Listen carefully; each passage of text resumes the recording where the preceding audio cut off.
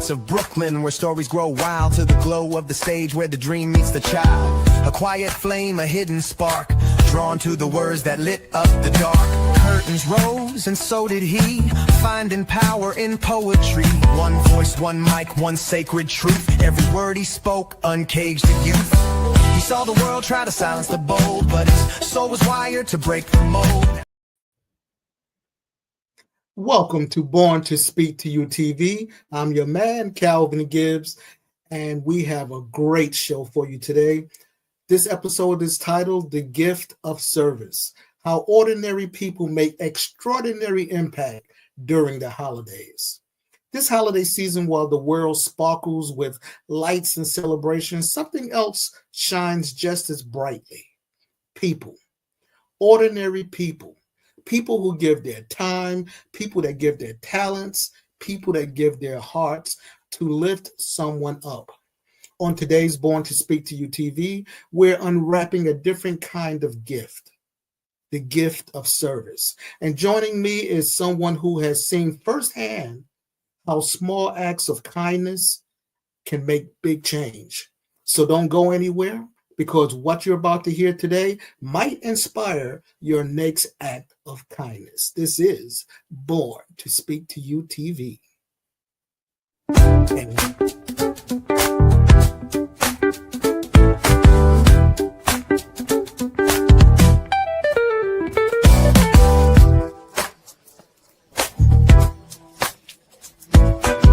This is Calvin Gibbs, and this is the segment we like to call Born to Rise. I'd rather have an enemy who admits they hate me instead of a friend who secretly puts me down. Yes, I would rather have somebody that says, Calvin, I do not like you, because I know where that person's coming from. They're being honest. They're being truthful. I know which category to put them in. But when you have a friend who secretly puts you down behind your back, say they got your back when they're talking to you, facing you, and then secretly behind your back, they're talking about you, they're laughing at you, they're hoping you don't be successful. Now, give me the enemy. Give me the enemy any day that admits that they hate my guts instead of a friend, or what I perceive to be a friend, who secretly puts me down. That's your tip for today. This is Born to Rise, and I'm Calvin Gibbs. This is Born to Speak to You TV. From the streets of Brooklyn, where stories grow wild, to the glow of the stage where the dream meets the child. A quiet flame, a hidden spark, drawn to the words that lit up the dark. And we are back. Welcome to Born to Speak to You TV, where we speak life into the moments that matter. And today, that moment does matter, because the holidays bring with them a certain kind of energy, a glow, a heartbeat, a soulful reminder that the world still contains some goodness. And at the good center of that goodness is one powerful word, and that word is service. And that's why I love doing this show, because Born to Speak to You TV was created to do exactly that, to highlight voices, connect stories, and make room for conversations that matter. And today, conversation matters more than ever. My guest today is someone whose story is rooted in the heart of everyday community life. Laura Ellman grew up in the suburbs of Chicago in Hanover Park and Bartlett, Illinois, where childhood met exploring neighborhoods, babysitting for families, and playing basketball and softball on the local fields. Years later, it was actually a company softball team or game that introduced her to her husband, Pete. And together they raised a family, two sons, Hugh and Barrett, now young adults in their own paths. And I know he's going to get me for that, because I know Barrett very well. And with Pete being a A musician, a trumpeter, a band leader, and small business owner, the Ellman home has become a place where creativity and practicality live side by side. So in 2016, Laura made a life-shaping decision to run for public office, guided by the same principles that shaped her entire career, understanding how things work and then make them work better. That commitment led to her election to the Illinois State Senate in 2018. My guest today is Senator Laura Ellman, an advocate for community engagement, a leader who believes deeply in connection, and someone who understands the power of everyday people stepping forward to help others. She spent years organizing people and working alongside of local organizations, volunteers, neighbors, and today she joins us to share insights, stories, inspiration on how each of us can make a meaningful impact this holiday season. Woo! Welcome, Senator Ellman, to Born to Speak to You TV. Hey, Laura. Hi, Calvin. How are you? That I was glorious. Thank you very much. And thank you let me so just much. say this. Do you mind? Uh, I'm sorry. But you know, when you talk about the holidays, I'm so glad that you're talking about it in terms of service because I forget about it sometimes. There's so much pressure on people to make sure that the holidays are just right, or schedules are all set and we don't miss anything, and the kids' costumes and the treats and the cookies are all done on time. It's easy to forget yeah, how peaceful that when you're focusing on service, how that can really kind of set the stage for peace of mind. that is correct. That is Yeah. correct. So thank you And for that. my pleasure. And the other side of that, through all of the planning and the excitement and the celebration that goes on, there's somebody that's not feeling that. There's somebody that just lost their job, don't have Right. money to buy gifts, that's really in a tight place right now. And That's exactly that, right. There are a lot of people who are wondering what's this next year going to look like? yeah, You know, yeah, yeah. it's these are difficult times. Yeah, forget the next year. They're trying to get through this next Right. month. That's exactly right. Really. So when it comes to the holiday season, what does that mean personally to you when it comes to, let's say, service? What does it mean to you personally when it comes to service? Well, I think service, it doesn't matter whether it's holidays or not. Um, I find, and I bet your viewers find, and for you too, that when you feel like you're helping somebody, that is one of the best feelings in the world. It's really a gift to be able to help somebody who needs help. And during the holiday season, there are a lot of people who need help. So Mhm.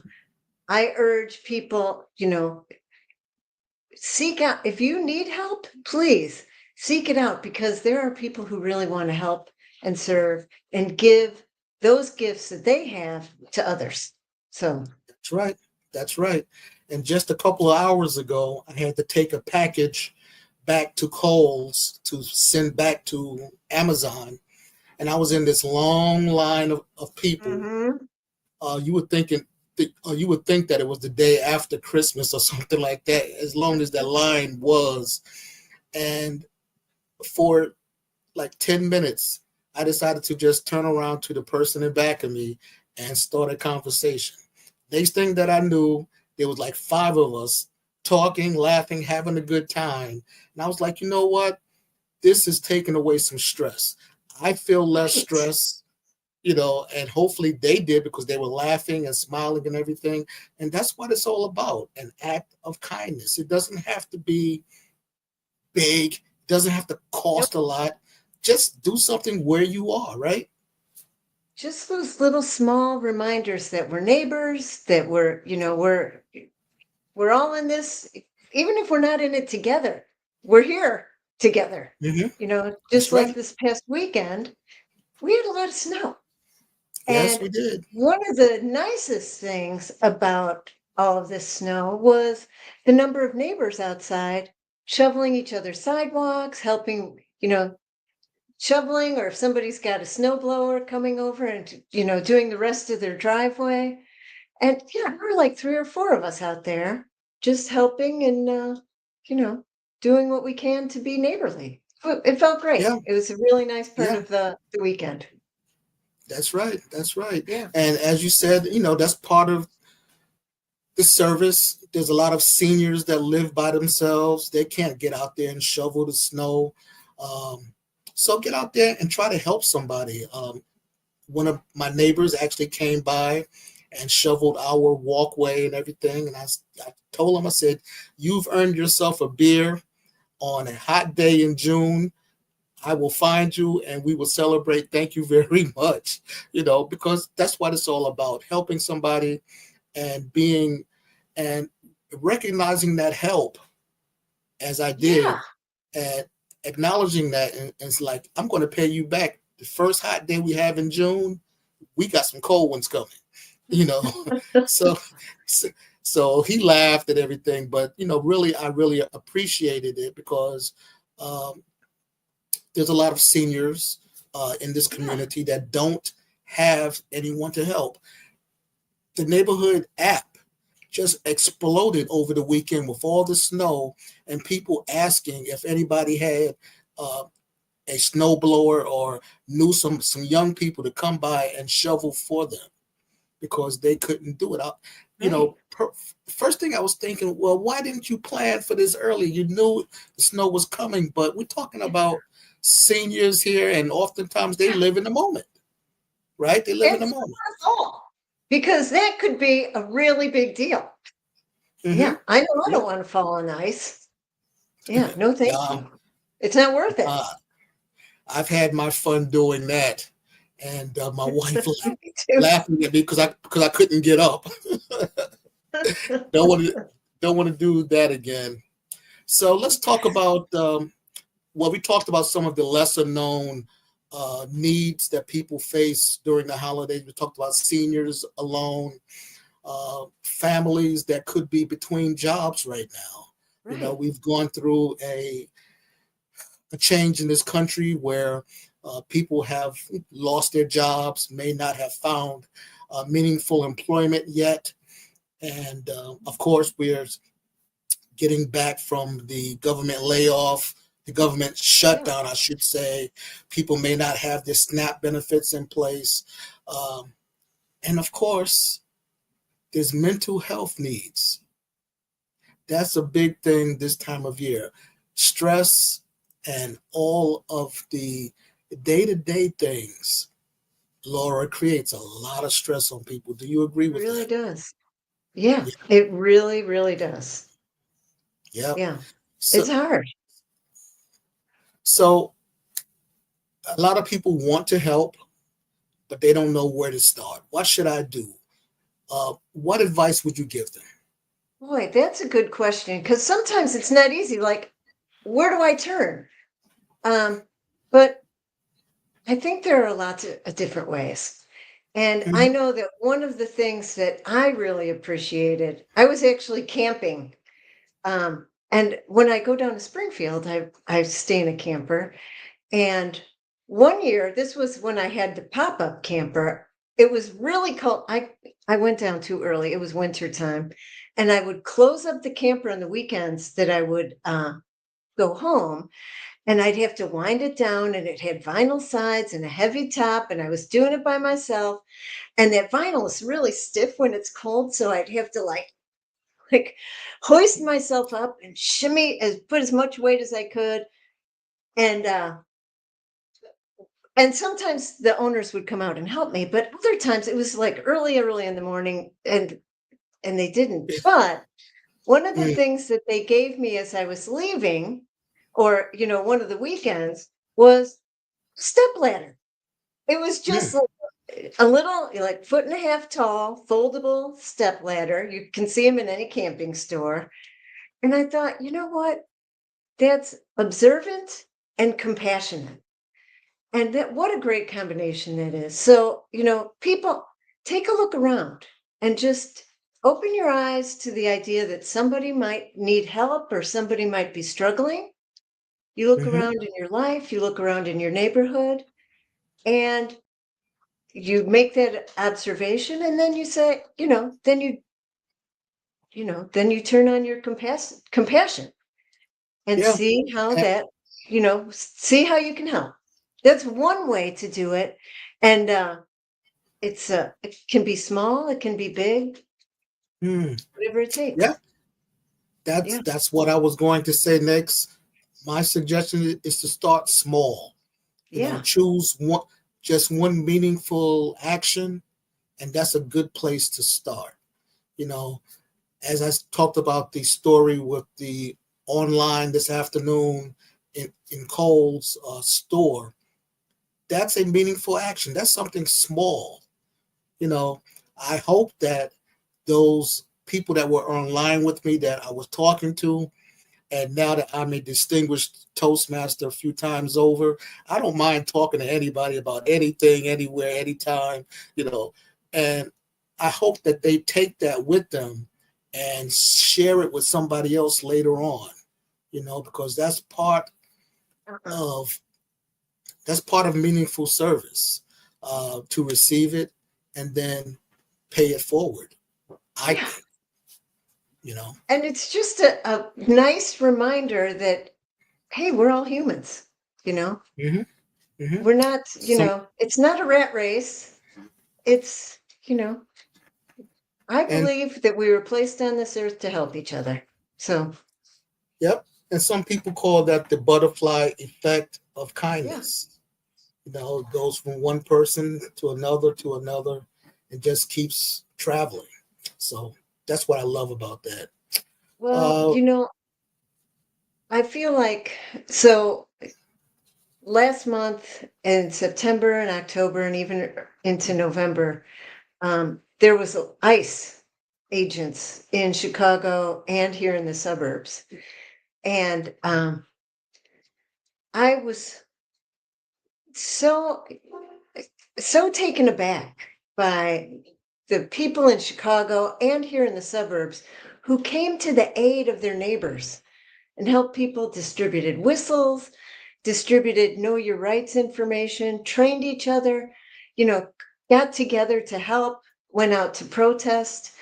But that helping our neighbors, to me, that's our saving grace. That Indeed. is what got us through that terrible time. It showed us our strength. It showed me our love for one another, and it all comes through helping. That service is where it shows. So Yeah. I'm getting a little teared up thinking about it, but it really is. It's kind of I call it grace, but it's it really was our saving grace during that hard time, I think. Yeah, it was. It was. The word that comes to mind for me is empathy. Putting yourself in somebody Yeah. else's shoes. What would you like someone to help you with if you were the one uh, having your rights taken away? What if Yeah. what if you were the one that needed help? And I think empathy, the giving out of the whistles, the support, the marches and everything. Yeah, a lot of us were in that same boat with you, Laura. We were very upset at what was going on, and Yeah. it's not over. And it's not over yet. No, So, it's not. No. so if we, But so if we that's can another just, way that you can help too. So if you're gassed at the news that you're seeing and the videos that you're seeing, reach out. There are ways that you can help along those lines too. And that not only helps others, but it can also provide your own peace of mind and make make your community, make our society a better place to be. yep. So since you talked about community, Can you share a story or a simple act of service that you've witnessed that created an unexpected impact? Ah, well, I think the Chicago story is really not only, I'm sure I've got some other examples, but one thing I do want to mention about that and reflect on is, so, we have, there's so many Chicagoans came out for each other and helped each other. That had an impact locally in those neighborhoods. It had an impact in the whole city and in the whole area. But other communities where it's happening now, North Carolina, Oregon, California, they're going to try, I think they're trying to do it in your neck of the woods in New York City.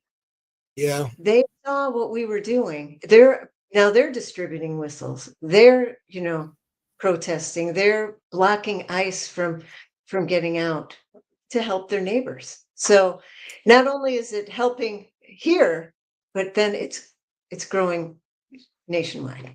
So yeah, it's becoming a movement and one that is necessary. Just mhm. keeping in mind the humanity that we sometimes forget, Yeah, with the hustle and the bustle. And I think it's a good thing that we are having the opportunity to remember some of that. I Put it like that. agree. Yeah. I'll put it It like that. it reminds us of who we are, you know, Mhm. So, and who Laura, we let's want to talk be about as a group. Hmm. absolutely. So, Laura, let's talk about families and how families can create traditions of service that children can carry with them into adulthood. Uh, I know for me, raising my daughter in New York, co-parenting as it was, I tried to instill in her certain things. Although she was raised she could get she's had a computer since she was born, okay? In 1982, she's had a computer, some type of computer. So she's, been blessed in that aspect. But I wanted her to see the other side of things. So sometimes during Thanksgiving, we would go to a food pantry where they were Uh-huh. giving out dinners, and we would serve people. And I let her get the feel of the other side of things while our family was, together and having big dinners, and everybody was, all together. There's another side of things, and even though she's an adult now, 40 plus years old, living on her own in Seattle, she told me last week that she actually went to a food pantry, a shelter in the Oh, Seattle wow. area, and she helped serve dinners. And I was like, yes, did so did something right. It So I did something right. So Laura, works. do you have any ideas how families can create those type of traditions of service that children can carry into their adulthood? Yeah, I think you hit the nail on the head. I've brought my kids to feed my starving children, brought them to Mm, the Northern Illinois Food Bank to help um, put food together. We volunteered in a food pantry. Um, and, I don't know what you were like, Calvin, as a teenager, but I was not the most service oriented kid in the world. Um, but later on, I was. So, even if, I don't know about your daughter and whether when she was 16, 17, 22, she was out there, you know, at shelters and helping people, but she is now. And I'm hoping my kids, so my son, today's my elder son's birthday, 25. Happy birthday, Hugh. well, all And right. my 21-year-old Barrett, they're not out there necessarily volunteering, but I know they will be. And I know that, they were out there this weekend helping shovel people's sidewalks, um, just, without having been asked. So, Yeah, yeah. And that's what it's all about. And they will remember that. And when they have families of their own, hopefully that tradition can, those values, family values, can transpose into the next generation. yeah, That's what it's all yeah, about. That's our way of making the world a better place, one generation at a time, right? yeah. Now, when you were a child, did your folks instill that in you when you were young? No, no, I didn't no, either. no, no. These these are all things I didn't learn in school and did not learn at home. In fact, that's the name of one of my workshops. I didn't learn that in school. I didn't learn that at home either. I had to live Yeah, life and go through some stuff and figure some stuff out for myself yeah, me before too. before the light bulb came on, and I was like, wait a minute, I can do Huh. better as a Yeah, person. I can do better, and took it from there. And I still have family members that I have tried to break away from big family gatherings and let's go over here and do something, and they will not do it. So be it. I'll do it. I'll yeah, have fun. They'll miss me. I'll catch up with them later, and that's yeah, it. yeah. Well, maybe they'll discover in their own time Yeah, how good it feels. absolutely, Yeah, absolutely. yeah. So, uh, what do you believe that communities gain when people choose to serve others without recognition? Do you? Well, I know one thing Well, because you mentioned it. It's unity. yeah. It's Hmm. neighborliness. Hmm. There's if you kind of get the feeling over time, even when it's small, that if something happens, somebody is going to be there to help you. That is like, it's almost like an insurance policy. It's just a peace of mind, and it's less psychological cost. Like, Hmm. if you have to like prepare for the worst at all times, and make sure that you're buttressed against this potential risk, and make sure that everything is buttoned up all the time, that takes a lot of effort. But if Sure you does. realize that your neighbors might be there to help, or your family members, it allows you a little bit of freedom. It allows you to take a little bit more risk. And it's just, it gives you a little bit of peace of mind, just on a personal level. And then, in a neighborhood where people help each other, as opposed to like yelling at each other, or, suing of each other, or, whatever. If it's a hostile neighborhood, just think of, where would people rather be? You know, Yeah, so I that's don't right. know. That's right. One Yeah, thing that comes to mind for me is social trust. When yeah, communities get together and they bond and they get to know each other, and they talk to each other, because the reason I started my podcast in 2021 was because after the summer of 2020, there was so much violence, hatred going on. People were not talking to each other. So once people start to discuss as a community things with each other, they get to know each other. And once they get to know each other, they say, hey, well, Joe's not that much different than I am. Maybe he's an all right guy. And then you yeah. start breaking bread together, having a cold one together, sharing music, sharing life events together. And guess what? The world has just changed. It went a little It bit, really has. it moved from the darkness of hatred into a little bit of the light. And if we Yeah, can move move that needle together, I think that's a good thing. And as I mentioned, the social trust. Now people trust each other.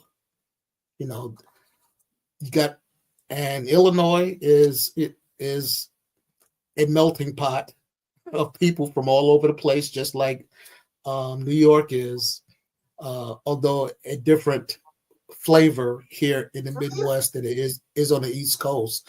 But It's better here social, in the Midwest. well, we'll debate that one day. Next, the next I time knew I you'd come like over, that one. the next time I come over for dinner, we'll debate that. But the social trust is the thing. If you can get people in a community to trust each other, then you can start doing things together. Right. You know, Yeah. yeah, yeah. So I have It's just, one more question. Go ahead. yes. I'm sorry. No, I was going to say I have one more question for you, and Mhm. this is about leadership. What have you learned about leadership from observing volunteers and community servants? Hmm. Because I That's a know great question. you've seen some things, and you've been involved in some things. Um, what have you learned about leadership by observing volunteers and community servants? One of the things that I have seen time and time again, it's just like what you and your podcast. When people see a need, they just create the solution. Um, there have been countless, like here in Naperville, there are quite a few people who are really, really interested in the environment and wanting to make sure that we have clean air, we have clean water, clean soil, not only now, but in the future. Mhm. So there's a woman who started an organization to do just that, and it has grown. And not only has it informed people in Naperville on lots of different topics, but now she's engaging young people, high schoolers, with Mm, projects and potential legislation and new solutions and giving them a voice all on right. what they care about when it comes to their. So to me, creating those spaces and creating those opportunities for people to grow and blossom and express themselves, that's leadership. Yep. And for me, what I was, thinking about is for me, what I've seen is that's leadership from the bottom up. We've Mhm. always, we are used to seeing leadership from the top, but that's Yeah. leadership from the bottom up. And to do that, you have to have a bit of humility with yourself. You have to Oh be yeah. a very humble person um, to lead from that vantage point. And I've seen that. Actually, I've seen that in myself at times, and I didn't Mhm. realize it until later on when I had to kind of sit down and think about things. But yeah, it's leadership from the bottom up, and Yeah. oftentimes we're used to seeing it from the top, and then it flows down. So that's what I've learned. So Laura, for our viewers, first I want to thank you for being on with me in this great conversation about service and how ordinary people can do extraordinary things this time of year. If any viewers want to contact you, how can they get in contact with you? Probably the best. I have a website, senatorlauraellman.com, or you can email at info@senatorlauraellman.com. So please reach Okay. out. Okay, let's put the email up. That's info@senatorlauraellman.com. .com. Okay, fantastic. All right. Well, I want to thank you so much for being my guest today. Happy Thank holidays to you, you. Calvin. Happy Please holidays tell. to you too. And when you come over for dinner, we'll have some Chicago deep dish pizza. Sounds like a plan. I'm there. I'm there for that. Please tell Pete and the family I said hi and happy Will do. holidays. Say hi to All Aunt Sonia right, for me too. All will right. do. This is Born to Speak to You, and we'll be right back. Don't go away. We'll be right back in 60 seconds.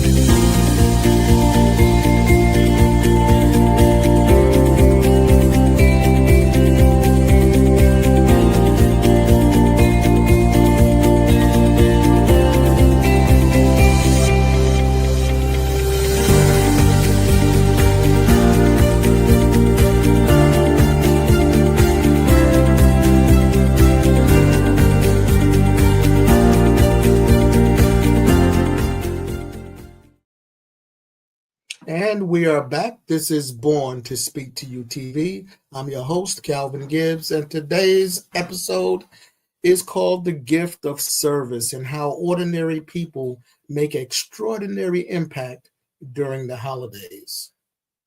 Now, when people hear the word service, they think about volunteering, donating, or doing something big.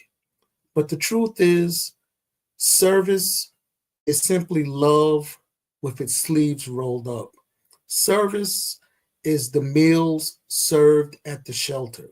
Service is compassion dressed in everyday clothes. Service is the seat, the extra seat at the table. Service is the neighbor who clears someone else's snow. Service is that knock on the door that says, "Hey, are you okay?" Service is a coat drive volunteer who stays late to make sure that every child finds a warm jacket.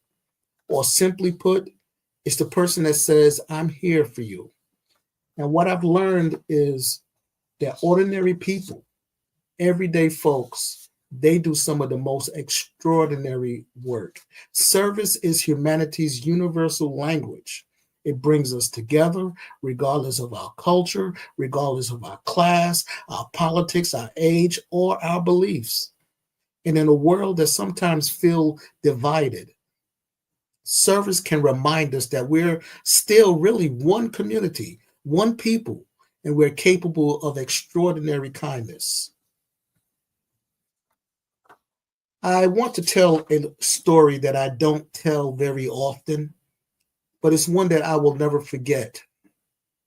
I moved from New York City to Chicago, Illinois on December 13th, 1996. It was a Friday. Yes, Friday the 13th. My family was not too pleased that I was moving. And the reason that I moved was I felt that I had to do it. Something was drawing me to Chicagoland. I didn't have any family in Chicago. I couldn't really give a real good reason why I was leaving New York. So I made my plans. I got an apartment in Chicago. I had a job waiting for me in Chicago. And then on December 13th, I waited for my final check from my employer. And lo and behold, because I had taken some days off that I thought I had uh, available to take off, my check had been cut drastically. So I no longer had the money I needed to buy an airline ticket, but determined to go. And because everything that I owned was already packed up and shipped, had been already moved by the moving company, I went and got a Greyhound bus ticket to take me to Chicago. This again was right around the holidays. So my money was tight. Stress was high. Stress was high. I was running low on fumes. I was just a mess emotionally, financially, spiritually. Have you ever had a season when you feel like you're holding everything together with just a piece of tape and a whole lot of prayer? That was me. So I got to Chicago. Oh, I got to add this. The bus broke down somewhere in Ohio. The Greyhound bus broke down. We were in a snowstorm. The bus broke down. So we had a convoy after waiting for a new bus to come. There was a convoy of us moving luggage from the broken down bus to the new bus to take us on to Chicago. And it was cold. And I remember thinking, money's already low. How am I going to get through the next few weeks? Not the next year, just the next few weeks. I get to Chicago, and guess what? My bag did not make it from Cleveland to Chicago. It was supposed to change buses with me in Cleveland to the Chicago bus. It never did. So I get to Chicago, can't find my things, find out my bag is still in Cleveland. So now I have no money and I have no clothes for a few days until they get my stuff on the right bus and it gets to Chicago. So I get to my apartment. My furniture has not arrived. I don't have a lot of funds left. And I realize for the first time in my life in a long time, I felt alone. I had God, I had my faith, but I'm looking around an empty apartment and I had nothing else going on. It was not a good feeling. I remember walking to a local store the next day to pick up a few things, necessity, not luxuries, just necessities. And every price felt like it was too high. Every decision I had to make felt heavy. When life happens, even the small things start to feel big. So I got to the register, and I guess the strain of what I was going through was written all over my face. I didn't say anything. I didn't ask for anything. I didn't explain anything. But the woman behind me, she was a stranger I had never seen before, tapped me on my shoulder, and she smiled and said, "I got this." Before I could even react, she had taken out her card and handed it to the cashier. I protested. I said, "No, that's okay." She insisted. I said, "I can't let you do that." She said, "Don't worry about it. Somebody once helped me. Now let me help you." And do you know what she told me after she paid for the things I had to purchase? She said she didn't need anything in return, just when I was able to help somebody else. And that moment hit me hard. And that's what I try to do with my life. Just try to help somebody else. And that's why I love doing this show.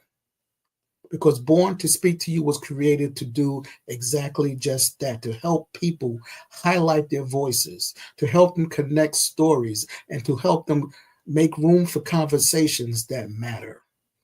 And today's conversation, it matters more than ever. So for everybody out there, first I want to thank Senator Ellman for reminding us that service doesn't belong to a title. It doesn't belong to a position. It belongs to the heart. And to our viewers, today's episode is a simple reminder that you don't have to be extraordinary to make an extraordinary impact. You can be an everyday person. You don't need a big platform, a big budget, or even a big plan. All you need is a moment and a willingness to act. So here's my call to action. Choose one act of service this holiday season, just one. This is for every viewer out there. Call somebody who's lonely. Donate a coat. Support a local charity. Help a neighbor. Or simply share a word of encouragement with someone that needs it. because service is contagious. Kindness, it spreads, and the world becomes just a little brighter every time you choose to give, every time you choose to service. And from all of us here at Born to Speak to You TV, I want to wish you a season filled with warmth, peace, and connection. May your holidays be blessed. May your spirit be refreshed and your heart full. Happy holidays to everybody. And please scan the QR code on your screen. This will help you find my YouTube channel where all of the Born to Speak to You episodes are housed. And also subscribe and interact with me. Send me some comments through the channel. Let me know what you liked, what you didn't like, what I can do better. Maybe you would like to be a guest on Born to Speak to You TV. And remember, most of all, happy holidays, and always speak life into the moments that matter. Happy holidays.